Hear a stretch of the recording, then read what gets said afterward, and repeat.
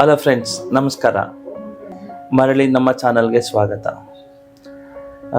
ಇವತ್ತು ಏನು ಟಾಪಿಕ್ ಮಾತಾಡೋಣ ಅಂತ ಅಂದ್ಕೊಂಡಿದ್ದೀನಿ ಅಂದರೆ, ಬಿಸ್ನೆಸ್ ಮಾಡೋ ಪರ್ಸನ್ಸ್ ಬಿಸ್ನೆಸ್ನ ಹೇಗೆ ಮಾಡಬೇಕು ಅಂದರೆ, ಈಗ ನಿಮಗೆ ಗೊತ್ತಿರೋ ಹಾಗೆ ನೋಡಿ, ನಿಮ್ಗೆ ಆಲ್ರೆಡಿ ತಿಳಿದಿದೆ ಎಲ್ಲ, ಆದರೂ ಒಂದ್ಸಲ ರಿಪೀಟ್ ಮಾಡ್ತೀನಿ. ನಿಮ್ಗೆ ಗೊತ್ತಿರೋ ಹಾಗೆ ಡೈಲಿ ಕೂಲಿ ಮಾಡೋರು ಏನು ಮಾಡ್ತಾರೆ ಅಂದರೆ, ಈಗ ರೋಡ್ ಕೆಲಸ ಮಾಡ್ತಿರ್ಬೋದು, ಇಲ್ಲ ಬಿಲ್ಡಿಂಗ್ ಕೆಲಸ ಮಾಡ್ತಿರ್ಬೋದು, ಇಲ್ಲ ಅನೇಕ ರೀತಿ ಕೆಲಸ ಮಾಡ್ತಿರ್ತಾರೆ ಕೂಲಿ ಮಾಡೋರು.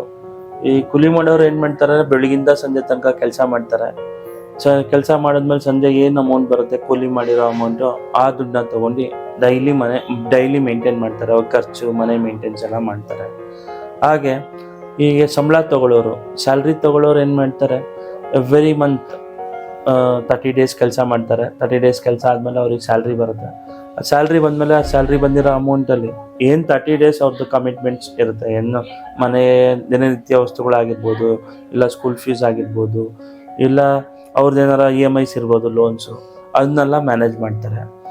ಆದರೆ ನಾವು ಬಿಸ್ನೆಸ್ ಮಾಡೋರು ಹೇಗೆ ಪ್ಲ್ಯಾನ್ ಮಾಡ್ಕೋಬೇಕು ಅಂತ ಹೇಳಿದ್ರೆ, ನಾವು ಬಿಸ್ನೆಸ್ ಅಂದರೆ 1 ಫೈನಾನ್ಷಿಯಲ್ ಇಯರ್ ಬರುತ್ತೆ. ಈ ಫೈನಾನ್ಷಿಯಲ್ ಇಯರಲ್ಲಿ 365 ಡೇಸ್ ಇರುತ್ತೆ, 365 ದಿನ ಇರುತ್ತೆ. ಈ 365 ದಿನ ನಾವು ಪ್ರತಿ ದಿನನೂ ನಾವು ಮಾಡೋ ಬಿಸ್ನೆಸ್ನ ಇಂಪ್ಲಿಮೆಂಟ್ ಮಾಡ್ಕೋಬೇಕು. ಈ ಇಂಪ್ಲಿಮೆಂಟ್ ಹೇಗೆ ಮಾಡ್ಕೋಬೇಕು ಅಂತ ಹೇಳಿದ್ರೆ, ನಾವು ಏನು ಪ್ಲ್ಯಾನ್ ಮಾಡಿದ್ದೀವಿ ಅದನ್ನು ಇಂಪ್ರೂವ್ ಮಾಡ್ಕೊಂಡು ನಾವು ಬಿಸ್ನೆಸ್ನ ಮಾಡಬೇಕು. ನಾವು ಬಿಸ್ನೆಸ್ ಮಾಡೋದ್ರಲ್ಲಿ 365 ದಿನದಲ್ಲಿ ಯಾವ್ದಾರ ಒಂದು ದಿನ ನಾವು ಮಾಡೋ ಬಿಸ್ನೆಸ್ ಪ್ರತಿಫಲ ನಮಗೆ ಬಂದರೆ, ಆ ಪ್ರತಿಫಲ ಏನಿರುತ್ತೆ ಅದು 365 ದಿನನೂ ಬಿಸ್ನೆಸ್ ಮ್ಯಾನೇಜ್ ಮಾಡಂಗಿರಬೇಕು. ಈ ಥರ ಮ್ಯಾನೇಜ್ ಮಾಡಿದ್ರೆ ನಾವು ಬಿಸ್ನೆಸ್ನ ಯಶಸ್ವಿಯಾಗಿ ಮಾಡ್ಕೊಂಡು ಹೋಗ್ಬೋದು. ಈ ವಿಷಯ ನಿಮಗೆ ಇಷ್ಟವಾದರೆ ಲೈಕ್ ಮಾಡಿ, ಶೇರ್ ಮಾಡಿ, ಕಮೆಂಟ್ ಮಾಡಿ ಫ್ರೆಂಡ್ಸ್. Thank you.